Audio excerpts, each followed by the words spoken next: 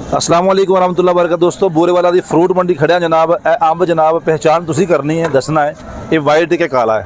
ये जनाब अज 200 रुपये विकदा पिया जनाब, 200 रुपये जी, 200 रुपये विकदा पिया जी। बेहतरीन किस्म का तुसी पहचान नहीं कर सकते, तुसी कहोगे जी वाइट चौंसा ही है, पर है काला चौंसा है, क्योंकि इतने जिन्ना भी होंदा ब्रांड ही माल विकदा जी अल्हम्दुलिल्लाह। आर्डर कर सकते हो पूरे पाकिस्तान चो। अज तुहानू 150 रुपये लग जाएगा जनाब चौंसा जड़ा बेहतरीन किस्म का जी।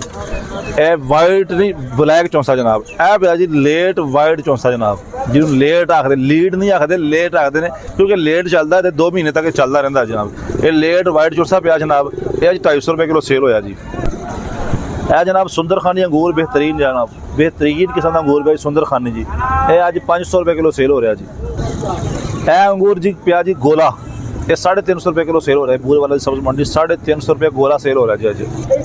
ए मीठा जनाब 100 रुपये किलो सेल हो रहा है जी, 100 रुपये किलो बेहतरीन मीठा जी, 100 रुपये किलो। ए वाला जनाब सेब आज 250 रुपये किलो सेल हो रहा है जी मंडी, 250 रुपये किलो।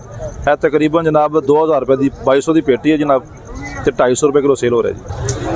ए वाला जनाब सेब अज 300 रुपये किलो सेल हो रहा है जी, बेहतरीन गाजा सेब, गाजा जिन्होंने बोल देना।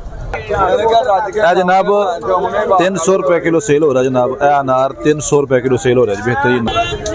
ए वाला आड़ू जनाब 250 रुपये किलो सेल हो रहा है जी, बेहतरीन आड़ू जी 250 रुपये किलो। ए जनाब अमरूद 100 रुपये किलो सेल हो रहा है जी, अमरूद बहुत सस्ता जी 100 रुपये किलो। ए वाला सेब जी गाजा सेब है, असल सेब पिया जनाब 350 रुपये तकरीबन 300 350 सेल होता जी, बेहतरीन सेब।